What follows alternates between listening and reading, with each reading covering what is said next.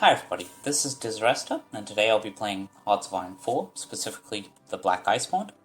And this will be the first in a set of videos where I'll be doing a campaign playthrough. Make sure you tell me what you think of this first episode down in the comments, and I'll keep it in mind for future episodes. So, I've been playing Hearts of Iron 4 for a while now.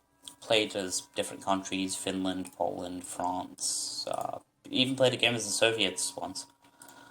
And Bulgaria too, for reasons. But I got the Black Ice mod recently, and I noticed there was an update, and I thought, hell, I'll fire up Hearts of Iron and we'll play through a bit. Now, I was wondering who to play, and a friend reminded me of the current situation in America. You know, they have that whole election thing going on. I thought, maybe I should play the US. But no, I have a more interesting idea. Someone on Reddit described something that they called the Nightmare Trump scenario, as in the scenario that would give Trump nightmares if you want to create it in video games. And it would be an Islamic Mexico invading the US. Now, Hearts of Iron doesn't mention religion, so we can't do that. But the other thing that the United States hates a lot as well is dirty communists. So, we're going to have communist Mexico invade the US. But then I got to thinking, Mexico is kind of small, and while an interesting country, I think Canada is a more interesting position, having ceded land both to the US and to the UK, and having the islands of Iceland and Greenland nearby. It's really an extremely versatile position, because if we can take the Alaskan land bridge, we can actually enter Russia and Asia. And if we can take Iceland and Greenland, we can actually enter mainland Europe. Or we can just head south through the Americas. It gives us a lot of options. So, my Nightmare Trump alternative is going to be Communist Canada invading the US. So, now that we have the basic conceit of this underway, let's launch the game. Save here. Right. So, first things first, what sort of situation do we start in? Well, Canada has a reasonably low population, sitting at just under 11 million when the game starts. And if you look a little further down, you'll see this thing that says effective total manpower reduced to 65% due to conscription refusal. That's because of Quebec. Basically, Quebec refuses conscription laws. That wouldn't be an issue, except southern Quebec is 30% of our entire population. So there's that.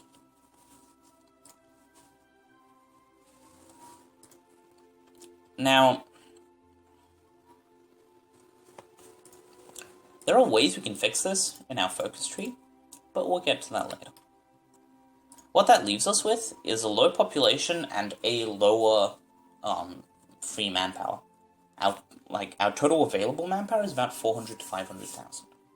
Not that big. So we need to focus on having effective divisions and being strategic about it, because we can't afford to lose that many men. We can't take the China strategy and just throw piles of men at them.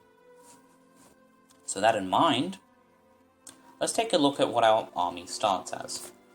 We start with some 14 divisions. In a mix of militia and cavalry. So let's make them into an army for easier grouping, and sure, John Montague is fine. Now, you notice that this says militia and not infantry, and there is actually a reason for that. Namely, that the men are garrisons. Now, garrisons are a feature specific to the Black Ice mod, and the long and short of it is they're really good for holding positions. 476 defense off of 9 of them. It's massive. There is a downside though. They move at 1 kilometer an hour. In fact, in most terrains, they actually move slower than 1 kilometer an hour. They're basically immobile unless they strategically redeploy. And that means reducing their organization to 0. What that comes down to is they pretty much have to stay still, like a garrison should, in theory. So, we're going to need to revamp our army to be able to actually have an offensive force, because garrisons can't be that. We're going to have to change our battalions to infantry. And doing that is going to cost us 5 per bit of infantry, per unit of infantry, sorry. We have 9, so that's 45. And we're going to want to change these light tanks, and that was actually an artillery, possibly for a infantry or a cavalry tank, and maybe medium artillery here, and possibly a few more support. So we're looking at 45, 50, 60, 70, or 80 experience before we start the war. So that'll be a goal we have to keep in mind. We have to make 70 army experience before we get into a scrap with people. That's okay. For the time being, though, I will actually train militia, because they serve as a good approximation of what our troops will be. In that they have a lot of people, they have guns, they have uniforms, they have trucks. It will do for now. The other thing I want to do is change this cavalry militia so it isn't using horse cavalry, but is instead using trucks. The reason I want to do that is because cavalry equipment is its own production, and I don't want to be tied down making, horse saddles when I could be making trucks. So those are our 2 goals. Now, let me just change this. Let's take a look at our production. We have 8 factories, and we're currently using 4 of them already. So, the thing about Black Ice is that it has a very fine-grained production system. You have to produce guns, that's pretty normal. You have to produce tanks and uniforms, also pretty normal. But the amount of stuff you actually need to produce is pretty immense. Let's take a look. What are we missing? Like 7 things. Okay, artillery, truck transports, and artillery. Let me explain. You have your artillery, but then you need something to tow the artillery. So your 2 options are horse artillery or truck artillery, motorized artillery. Currently, our divisions use motorized artillery, so we're going to need to make trucks for the motorized artillery to use. What else are we missing? Basic HQ equipment. Maps, compasses, radios, stuff like that. Good to have a stockpile of because they make your army more effective. And they're also required for division HQs to function. Okay. What else is on that list? Support, small liaison vehicles, and support equipment. Okay, support equipment is the more important one. Support equipment is basically the stuff that isn't the guns or the boots. It's your medkits, it's your radios, it's all of that stuff, which is why it needs aluminium. So that will be added too. But apart from that, small liaison vehicles. Basically little cars for getting around. They're mainly a logistics thing. What else do we need? Recon infantry equipment. Did I mention that these these recon men need something to actually get around on? And your options are obviously horses or motorbikes. Our default is with motorbikes, so I'm going to go along with that, and they're going to ride motorbikes. That's all of our required construction. But we also need to produce more guns. 2 a day isn't enough. I know this says filled, we actually need about 1,800 Hiroshi. If we actually prioritize reinforcements, we need... Play for an hour. It won't show up till tomorrow. Okay. We actually need about 1,800 weapons to fill out our all of our troops, because they're all currently at about 30% fighting strength, which isn't ideal for waging war. So we'll need to sort that out eventually, but that means building more military factories. So let's do that. 3 civilian factories. We're going to use the civilian factories to build military factories. Now, I could go ahead and build civilian factories, but civilian factories are incredibly expensive, and I'd rather pick them up through the focus tree where I can. and I will build some after I've stabilized my military stuff a little more. So that's done. What else do we have? 3 dockyards. Right. Canada starts with 4 dockyards. And a reasonably small navy. We start with 2 ships, actually. Reasonably small. Yeah. 2 ships. Both destroyers. River-class destroyer. Now, the real question is, do we invest into the navy?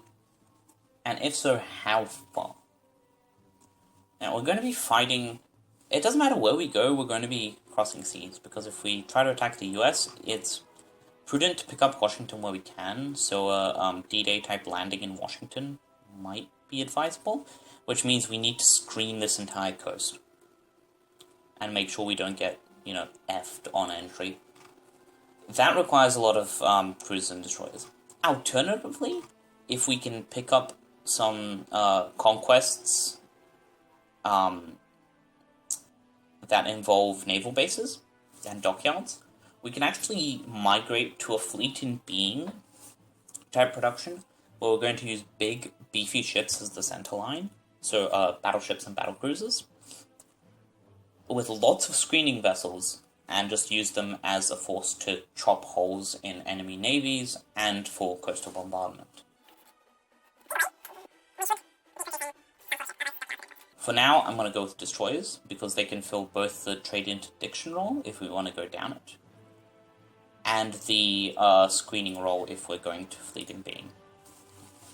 Now, one important difference in Black Ice is that you have 16 military factories per production line for I won't say ground base because it's aircraft too, but for non-naval stuff, and only 4 for naval stuff. Why is that? Well, the 16 limit comes from the fact that you can only have so many factories working on the same thing before you need to assemble it. So for stuff like guns or trucks, that's reasonably easy to like, somebody can be making bolts, you can have a factory assembling them, etc. For ships, it's a little more difficult because ships need to be built up. So the way Black Ice emulates this is by allowing only 4 dockyards per construction. Now, if you have more than 4, you can happily just duplicate the construction. But it avoids an artifact that vanilla Heartsmine 4 had, where if you had enough dockyards, you could functionally pump out a battleship, mind you, every 90 days, which is an immense accomplishment. And it meant you could just have this endless stream of battleships joining the fight. Not so anymore. Before, where you could put 20 to a single construction, now you can only put 4. Now, if you have 20 dockyards, you can build 5 battleships at a time. It's just going to take a year and a half. So you're going to get 5 battleships in a burst, and then you're going to have to wait a year and a half, then you're going to get another 5. And so it avoids the problem of, active tanking your navy. And now we come across the first problem of Canada, as I like to put it. Canada has a lot of steel, some aluminium, and a reasonable amount of tungsten. No chromium, unfortunately, but hey, not many countries do. Our issue comes from the fact that we have no oil and no rubber, at all. We produce 0 rubber and 3 oil. Stone cold nothing. Now, if we want to have a mechanized, motorized type infantry force, and we want planes, and we want ships, we're going to need bucket loads of oil, which we just don't have. In the long term, America's going to provide some of that oil, willingly or otherwise, but in the short term, we need oil for our productions. We're just going to trade for it.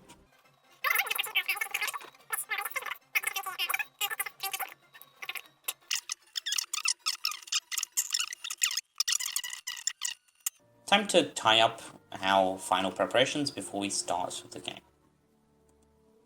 Now, we have... Canada has a custom focus tree in Black Ice, and it consists of 3 sort of sub-trees. we have the political tree, our sort of socio-industrial tree, and the army tree. Now, remember how I mentioned Quebec? This section is how we deal with Quebec. We will try to hold a public vote to bring the draft to Canada. If we can, Quebec's probably not going to like it. And we have the option of either putting them under curfew or trying to reason with them diplomatically. Putting them under curfew is more likely to succeed, but it might just piss them off. I mean, it will piss them off, but it might piss them off enough to cause them to try to secede and start a war with Canada. So that could be a problem. The diplomatic approach is softer, and it will take longer to succeed, but eventually they might actually agree to the draft. For some historical context, when this happened in reality, in the real world, there were riots in Quebec. It was bad. That's the sort of situation we're looking at. But we'll deal with that when we come to it. For now, we need to become communist, which is following this tree down. Which starts with the Statute of Westminster, which I'll start now. Now, another thing to keep in mind is that this, the Mackenzie-Papineau Battalion, is going to make us leave the Allies. When that happens, that's our point of no return. Once that happens, America's not going to like us anymore. Not much, anyway. And if we're communists, they're going to like us even less. So we need to balance getting dragged into the World War II with leaving the Allies. Because if we wait too long, we're going to be in too far of the war to leave. But if we do it too early, we risk angering America and having them militarize the border. And we don't want that.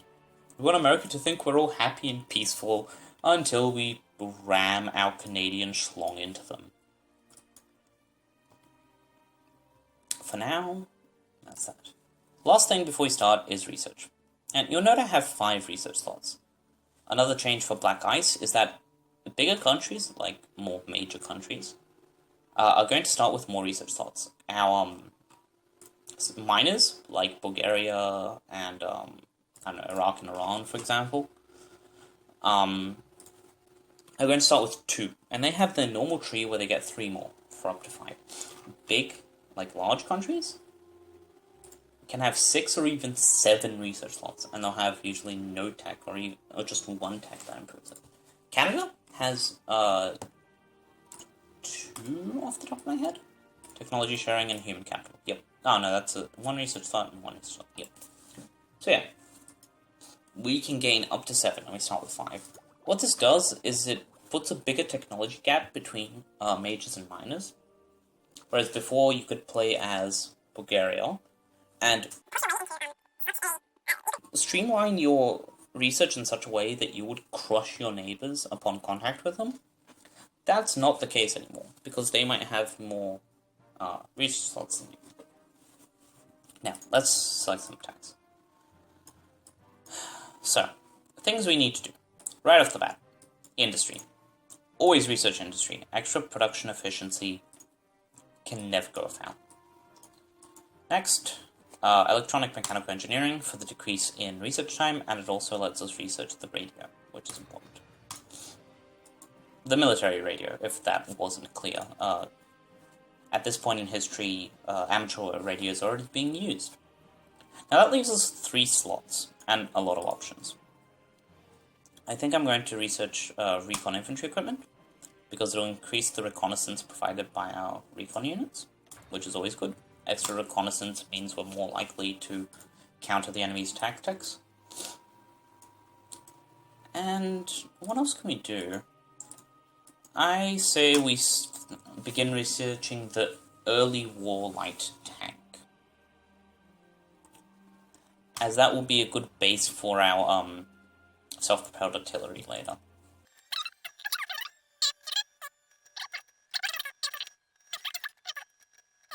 Now here's the issue. We can start researching some infantry stuff like HMG teams, trench mortars, or alternatively, we can start producing air tech, CAS fighters, fighters, bombers, stuff like that. Because this tech only goes forward every 4 years, meaning it's reasonably light on requirements. Now, I did say that we want an Air Force, but we don't have the industrial capacity for an Air Force right now, so we can sideline this at least a little bit. Another thing that's important to mention is our doctrines. We start at Grand Battle Plan, because we're British, in land.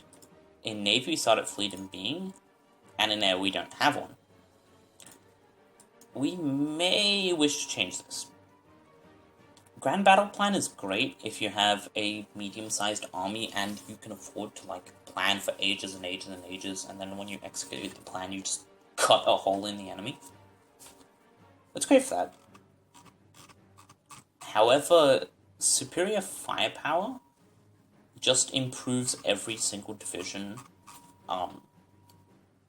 by throwing better and more shells. Which means that with a small army, you become much more effective. So, superior firepower is sort of the antithesis to mass assault, where you use perfect weapons as opposed to a number of good enough weapons. Grand Battle Plan is also sort of the opposite of mobile warfare, but that's a different story. Now, I think I am going to go into superior firepower because the 20% soft attack for frontline battalions is a silly amount. So, 300 days is quite a while, but I guess we'll have to stomach up and do it. Alright, now that everything's prepared, I think I'll call it there for this episode, and we can start playing next time. This has been Disresta, and I will see you next time.